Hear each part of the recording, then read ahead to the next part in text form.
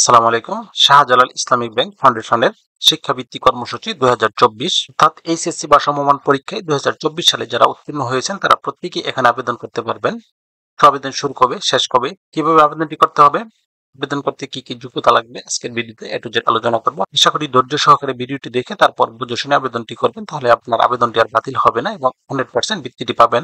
মূল ভিডিওটি শুরু করার আগে আপনাদের কাছে একটি রিকোয়েস্ট থাকবে, আপনারা যারা এখনো অ্যাম্বিশন জব পয়েন্ট ইউটিউব চ্যানেলটি সাবস্ক্রাইব করেন তারা চ্যানেলটি সাবস্ক্রাইব করে পাশে থাকা বেল আইকনটি প্রেস করে রাখেন, যাতে পরবর্তীতে যে কোনো আপডেট আসার সাথে সাথে নোটিফিকেশনে জানতে পারবেন। শিক্ষাবৃত্তি কর্মসূচি 2024 অর্থাৎ 2024 সালে যারা এইচএসসি বা সমমান পরীক্ষায় উত্তীর্ণ হয়েছেন তারা প্রত্যেকেই এখানে আবেদন করতে পারবেন।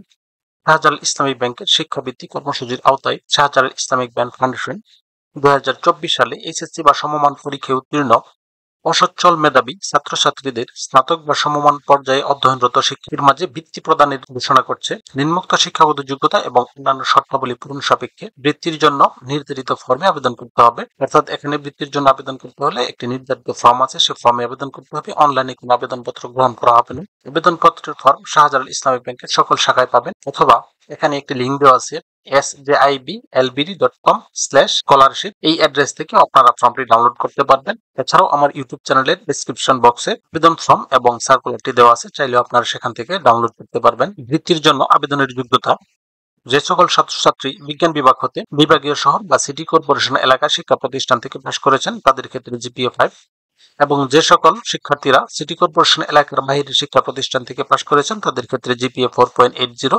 বিজ্ঞান বিভাগ ব্যতীত অর্থাৎ মানবিক ও বাণিজ্য শাখা থেকে যে সকল শিক্ষার্থীগণ বিভাগীয় শহর বা সিটি কর্পোরেশন এলাকার শিক্ষা প্রতিষ্ঠান থেকে পাশ করেছেন তাদের ক্ষেত্রে জিপিএ 4.80, এবং যে সকল শিক্ষার্থীগণ সিটি কর্পোরেশন এলাকার বাইরের শিক্ষা প্রতিষ্ঠান থেকে পাশ করেছেন তাদের ক্ষেত্রে জিপিএ 4.50। অর্থাৎ এই সকল যোগ্যতা থাকলে আপনি এখানে আবেদন করতে পারবেন। আগ্রহী প্রার্থীকে বৃত্তির জন্য নির্ধারিত ফর্ম পূরণ করে তার সাথে ফর্মের 3 নং পৃষ্ঠায় ক্রমিক নম্বর বিষয়ে বর্ণিত প্রয়োজনীয় কাগজপত্র দিয়ে সংযুক্ত করতে হবে। যে সকল আবেদনকারীর পিতা অথবা মাতা অথবা অভিভাবকের বাৎসরিক মোট আয় 2 লক্ষ টাকার ঊর্ধ্বে তাদের আবেদনপত্র গৃহীত হবে না। অর্থাৎ পিতা মাতা অথবা অভিভাবকের বাৎসরিক এই 2 লক্ষ টাকা নিচে থাকতে হবে। বর্ণিত যোগ্যতা এবং আবেদনপত্রের ফর্মে উল্লেখিত শর্তাবলীর কোনো একটি অসম্পূর্ণ থাকলে, কোনো তথ্য ভুল থাকলে বা মিথ্যা প্রমাণিত হলে আবেদনপত্রটি বাতিল বলে গণ্য হবে। অন্য কোনো প্রতিষ্ঠান থেকে বৃত্তিপ্রাপ্ত হলে আবেদনপত্র বাতিল বলে গণ্য হবে। আবেদনপত্রটি নিম্নোক্ত ঠিকানায় সরাসরি অথবা ডাকযোগে বা কুরিয়ার সার্ভিসে আগামী 18 সেপ্টেম্বর 2025 তারিখের মধ্যে আবেদনপত্র পৌঁছাতে হবে, এবং উক্ত তারিখের পর কোনো আবেদনপত্র গ্রহণ করা হবে না। আবেদনপত্র পাঠানোর ঠিকানা: head office foundation, Shahjalal Islamic bank PLC, Shahjalal Islamic bank tower, plot panchayat block CWNC, Gulshan Avenue, Gulshan, Dhaka 1212। অর্থাৎ এই ঠিকানায় আগামী 18 সেপ্টেম্বর 2025 তারিখের মধ্যে ডাকযোগে অথবা সরাসরি বা কুরিয়ার সার্ভিসের মধ্যে আবেদনপত্র এবং অন্যান্য কাগজপত্রটি পৌঁছাতে হবে। আবেদনপত্রটি আপনি কিভাবে পূরণ করবেন: 2024 সালের এইচএসসি বা সমমান পরীক্ষা উত্তীর্ণ ছাত্রছাত্রীদের বৃত্তির আবেদনপত্র এটি। আবেদনকারীকে অবশ্যই নিজ হাতে আবেদনপত্র পূরণ করতে হবে। আবেদনকারীর সদ্য তোলা এক কপি ছবি এখানে আঠা দিয়ে লাগাতে হবে, আর এটি অফিসিয়াল ব্যবহারের জন্য, এখানে আপনার কোনো কিছু করতে হবে না। নম্বর পয়েন্টে দেওয়া আছে আবেদনকারীর নাম বাংলায় সার্টিফিকেট অনুযায়ী, অর্থাৎ সার্টিফিকেটে আপনার নাম যেভাবে আছে সেম এভাবে লিখতে হবে এবং বাংলায় লিখতে হবে। এরপর এখানে লিখতে হবে ইংরেজিতে এবং সবগুলো ক্যাপিটাল অক্ষরে লিখতে হবে। তারপরে পিতার নাম, পরে পিতার শিক্ষাগত যোগ্যতা, মাতার নাম, জন্ম তারিখ, জাতীয়তা, ধর্ম, তোমার ঠিকানা, স্থায়ী ঠিকানা, এই সবগুলো আপনাকে অবশ্যই বাংলায় পূরণ করতে হবে। 10 নম্বরে দেওয়া আছে জরুরি যোগাযোগের জন্য, এটি অবশ্যই পূরণ করতে হবে। এখানে আবেদনকারীর মোবাইল নাম্বার, অভিভাবকের মোবাইল নাম্বার এবং এখানে একটি ইমেল অ্যাড্রেস লিখতে হবে, যেটি অবশ্যই ক্যাপিটাল লেটারে হতে হবে। এরপর 11 নম্বরে দেওয়া আছে বোর্ড অথবা শিক্ষা প্রতিষ্ঠানের পরীক্ষা সময়ের বিবরণ, অর্থাৎ আপনার এসএসসি এবং এইচএসসি তথ্যগুলো এখানে ভালো করে উল্লেখ করতে হবে। পরীক্ষার নাম এসএসসি, পাশের সন, অর্থাৎ আপনি কোন সালে পাশ করেছেন, শিক্ষা প্রতিষ্ঠানের নাম, যে শিক্ষা প্রতিষ্ঠান থেকে এসএসসি পাশ করেছেন, শিক্ষা বোর্ড, যে বোর্ড থেকে পাশ করেছেন, সংশ্লিষ্ট পরীক্ষার রোল নাম্বার, পরে বিভাগ বা বিষয়, বিজ্ঞান, মানবিক বা বাণিজ্য, যে বিভাগ থেকে আপনি উত্তীর্ণ হন সেই বিভাগ এখানে লিখতে হবে। তারপর এখানে প্রাপ্ত জিপিএ, সেম ভাবেই এইচএসসি এর সকল তথ্য এখানে পূরণ করতে হবে। এরপর 12 নম্বর দেওয়া আছে আবেদনকারীর বর্তমান শিক্ষা স্তরের বিবরণ, অর্থাৎ শিক্ষার্থী বর্তমানে যে প্রতিষ্ঠানে অধ্যয়নরত আছে, অর্থাৎ স্নাতক পর্যায়ে যে প্রতিষ্ঠানে অধ্যয়নরত আছে সেই প্রতিষ্ঠানের তথ্যগুলো এখানে লিখতে হবে। শিক্ষা প্রতিষ্ঠানের নাম, সেশন, তারপরে বিভাগ বা বিষয়, যে বিভাগ বা বিষয়ে ভর্তি হয়েছে সেই বিভাগ বা বিষয় এখানে উল্লেখ করতে হবে। তারপরে ক্লাস রোল নম্বর লিখতে হবে। এখানে 13 নম্বরে লিখতে হবে আবেদনকারীর পরিবারের উপার্জন সম্পর্কিত বিবরণ, প্রযোজ্য ক্ষেত্রে পূরণ করতে হবে। এখানে উপার্জনশীল ব্যক্তি, পিতা অথবা অভিভাবক, পেশার নাম এবং পদবি লিখতে হবে। অর্থাৎ পিতা বা অভিভাবক যদি কোনো প্রতিষ্ঠানে বা কোনো কোম্পানিতে চাকরিরত থাকে তাহলে সে তথ্য এখানে বিস্তারিত লিখতে হবে এবং বাৎসরিক আয় লিখতে হবে এখানে। তারপর মাতার পেশার পূর্ণ নাম ও পদবি, কর্মরত প্রতিষ্ঠানের নাম ও ঠিকানা, ফোন নম্বর এবং বার্ষিক উপার্জন এখানে লিখতে হবে। আর যদি মাতা বা পিতা কৃষক থাকে তাহলে এখানে কৃষক লিখে দিলেই হবে এবং মাতার ক্ষেত্রে গৃহিণী লিখলেই হবে, এবং সেক্ষেত্রে বার্ষিক উপার্জন পিতার ক্ষেত্রে লিখতে হবে, মাতার ক্ষেত্রে গৃহিণী থাকলে লেখার প্রয়োজন নেই। তারপর এখানে পরিবারের অন্যান্য সদস্যদের আয় যেমন ভাই বোন ইত্যাদি যদি থাকে, আর যদি না থাকে তাহলে লেখার প্রয়োজন নেই। তারপর এখানে পরিবারের মোট বার্ষিক আয় লিখতে হবে, আর পরিবারের বার্ষিক আয় অবশ্যই 2 লক্ষ টাকার নিচে লিখতে হবে। 2 লক্ষ টাকার উপরে আপনার বার্ষিক আয় হলে তাহলে আপনার আবেদনটি গ্রহণযোগ্য হবে না। অভিভাবকের পেশা ও আয়ের সনদপত্র এখানে সংযুক্ত করতে হবে, অর্থাৎ অন্যান্য কাগজপত্রের সাথে অভিভাবকের পেশা এবং আয়ের সনদপত্র সংযুক্ত করতে হবে। এরপর বৃত্তির আবেদনপত্র পৃষ্ঠা 2, আবেদনকারীর সদ্য তোলা 2 কপি ছবি এখানে স্টেপলার করে লাগাতে হবে। এখানে আবেদনকারীর পিতা অথবা মাতা অথবা অভিভাবক যে কোনো একজনের সদ্য তোলা 1 কপি ছবি যাহা আবেদনকারী কর্তৃক সত্যায়িত থাকতে হবে। তারপর 15 নম্বরে এখানে বসত বাড়ির বিবরণ দিতে হবে। বসত বাড়ির অবস্থান শহরাঞ্চল, গ্রামাঞ্চল যেটি থাকে সেখানে লিখতে হবে।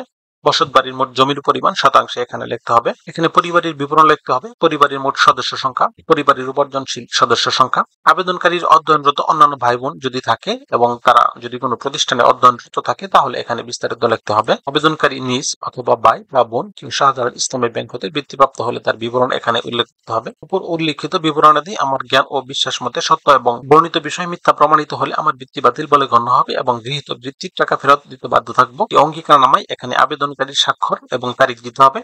এখানে পিতা মাতা এবং অভিভাবকের স্বাক্ষর এবং তারিখ এখানে দিতে হবে। সর্বশেষ বর্তমান শিক্ষা প্রতিষ্ঠানের প্রদানের সুপারিশ এখানে লিখতে হবে এবং বর্তমান শিক্ষা প্রতিষ্ঠান প্রদান অথবা বিভাগীয় প্রদানের স্বাক্ষর এবং সিল এখানে দিতে হবে। এরপর আসে আবেদনের শর্তাবলী।